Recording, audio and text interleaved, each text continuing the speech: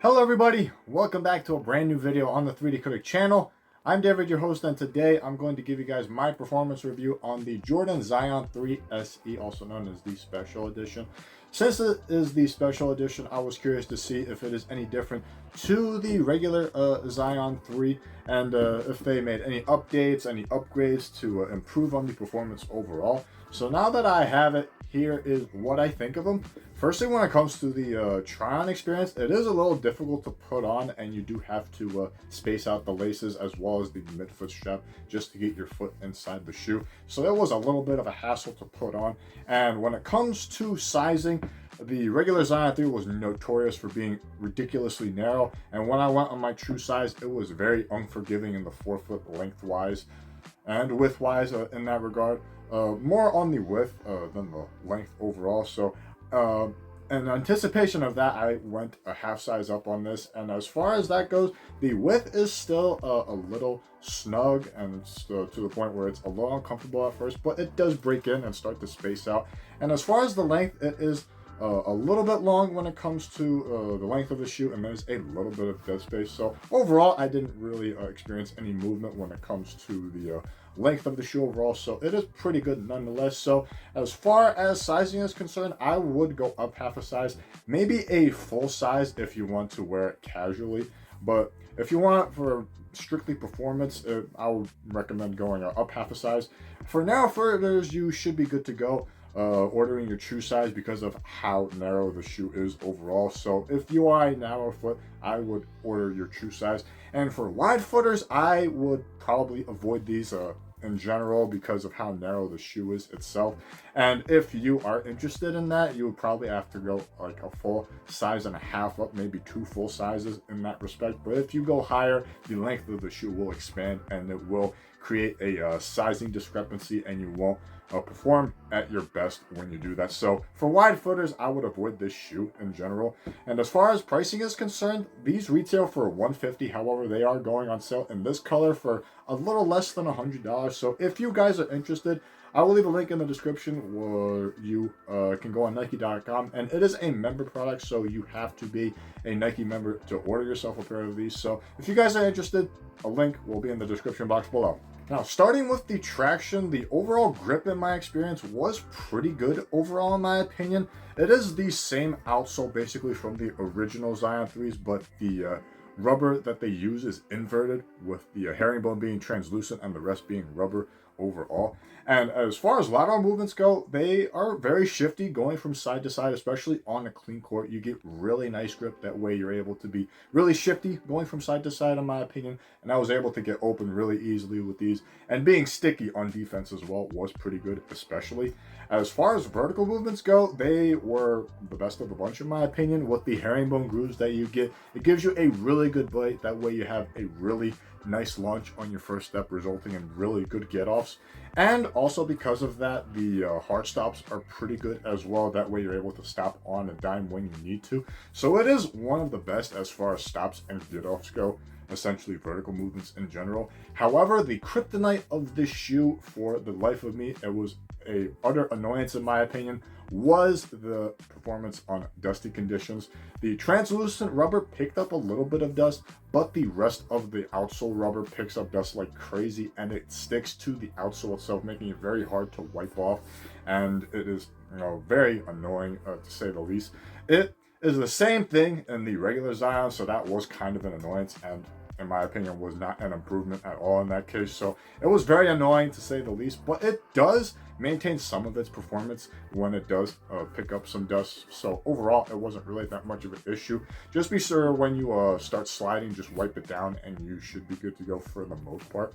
As far as durability goes, it is overall pretty good when it comes to the herringbone. However, as far as the rest of the outsole goes, it is very thin when it comes to the grooves, and it does start to wear off some of the grooves, especially in the higher areas. So because of that, I would probably avoid these outdoors in general and just keep it specifically indoors. So overall, it's a slight improvement to the regular Zion 3s because of the translucent outsole that you get as far as the herringbone pattern goes. It offers a slightly better bite side to side as well as vertically as well. So it is a slight upgrade to the original version, but not by much.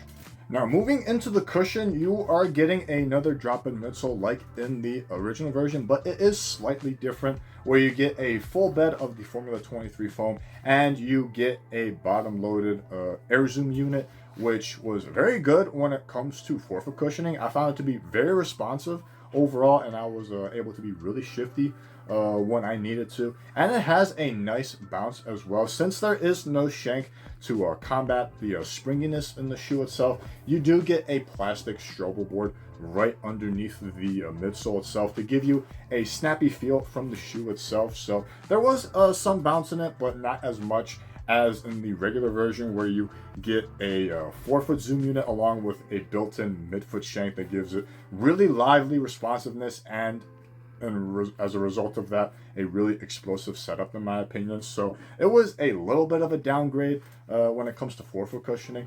And when you move into the heel, the cushioning itself was actually really forgiving and a little mushy at the end of the day once you break it in.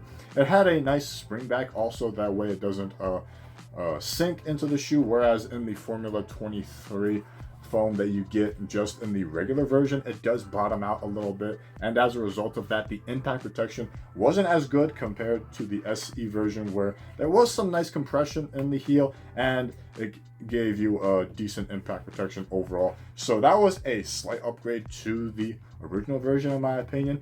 As far as fluidity goes, it is a little clunky because of the plastic that you get in the heel. So as far as heel dominant strikes are concerned, you do get a little clunky feel. But from the midsole itself, it gives you a nice smooth ride inside the shoe. So overall fluidity was pretty nice at the end of the day, and you were able to get up and down the court fairly easily with these. It is a little bit on the heavier side compared to the original version. The SE version is a couple ounces heavier overall, but I didn't really feel it at the end of the day, so it was a little interesting to say the least. So overall, the Zion 3, the original version, was a little more lively on court compared to the SE version, but as far as heel cushioning goes, it is a little better in the SE compared to the Zion. So overall, the cushioning at the end of the day in the SE version was not too bad in my opinion. Now, when you get into the materials, it is the same design carried over from the original version, but this version is made out of nubuck leather with some embroidered suede that you get in the heel. The tongue itself is carried over with a thinly padded mesh tongue with some embroidering on the top of the tongue itself. But the main difference of the shoe is the embroidered strap that you get in the midfoot here. And overall, when it comes to comfort, it is actually really comfortable on foot.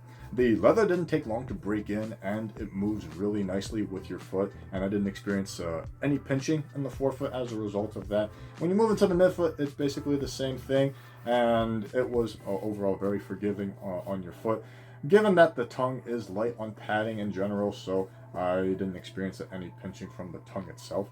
When you move into the heel, you get 2 ankle pillows, which was the same as the original version, that hug the back of the foot really nicely, as well as the ankle overall especially. So it was a pretty comfortable setup in my opinion, and it is overall a more comfortable setup compared to the regular Zion 3s. As far as aesthetics go, it's the same design overall compared to the original version, and this specific colorway is pretty nice, even though it's just one color. I like how the mud print is embroidered overall, and it sticks out from the overall nubuck as well, and it continues the overall style on the midfoot strap here as well.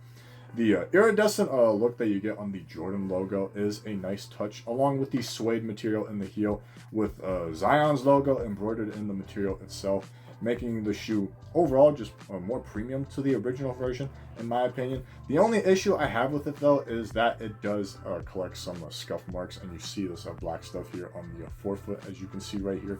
So that was my only gripe when it comes to the overall design. It does get dirty easily, as well as the regular version, mind you, with the white textile. It does pick up some discoloring when someone steps on you, especially. So overall, you can't go wrong with it. It is a really nice shoe, really comfortable on foot, and the aesthetics of it look really cool and really premium on top of that. Now, as far as lockdown is concerned, this was one of the best in my opinion, just like in the original Zion 3s. In the forefoot, the width is snug with a little bit of dead space when it comes to the length, but I didn't experience any shifting when it came to hard stops, so it was overall pretty good when it comes to forefoot lockdown. In the midfoot, the midfoot strap, as well as the extra security that you get from the laces that are built into the material itself, hunkers down really well. That way it gives you a ultra containing feel in the midfoot. And in do, it is slightly better, but not by much compared to the regular Zion 3s. In the heel, the padding and the sculpting in the heel is really nice, and it wraps the back of the heel really well. That way you won't experience any heel slippage as a result of that. So overall, lockdown is pretty good in my opinion.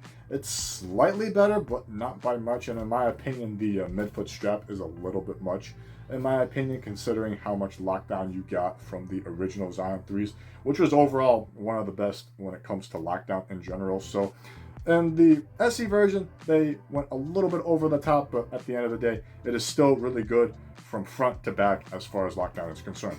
And lastly, as far as support is concerned, it is overall pretty good in my opinion, and really similar to the original Zion 3s in that case.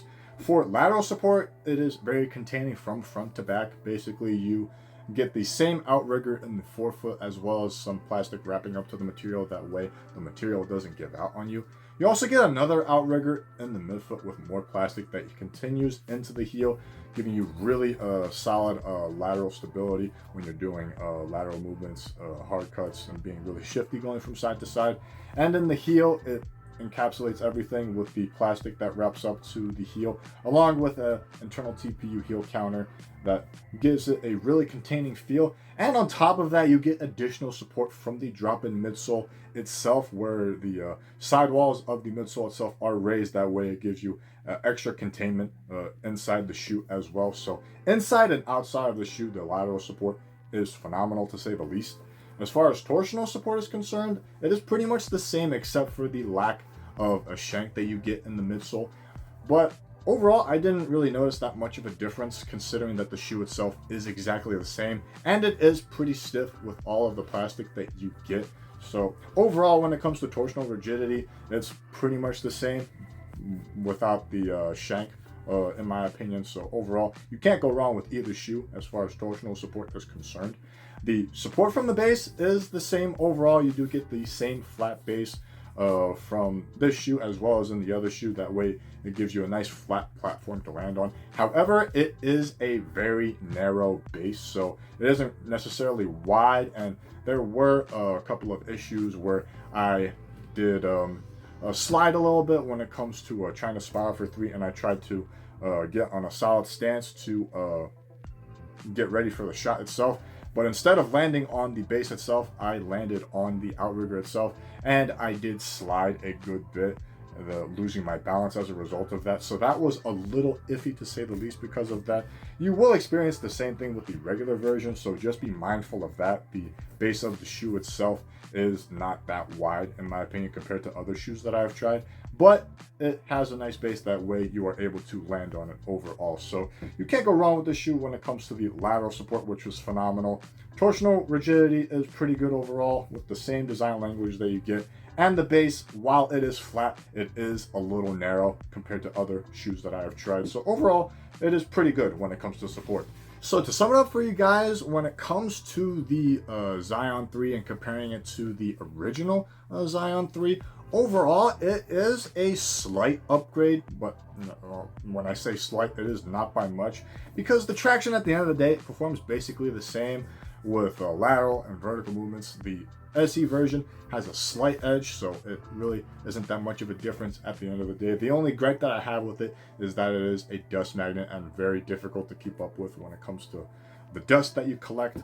Cushioning is pretty good. It's a pickers, be choosers situation. The regular Zion 3 is a little more responsive, but in the Zion 3s, it is a little more forgiving in the heel. So if you want a responsive setup, go with the Zion 3s, and if you want a more forgiving setup, go with the SE version.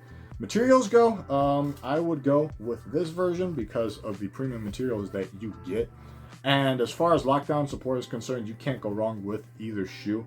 As far as pricing is concerned, I'll probably go with the regular Zion 3s. I've seen pairs that have been going for $70, while this is only going for $100. So if you are on a budget and you want the same amount of performance out of these shoes, I'll probably go with the original version. But if money isn't an issue for you, I would probably go with this version. Just be mindful that the sizing is ridiculous when it comes to this, and it isn't good for wide feet in particular. So it's overall a pretty good shoe. I liked how lively it was under your foot, especially when it comes to cushioning, and you can't go wrong with it. At the end of the day, just be mindful that the width of the shoe is not for everybody.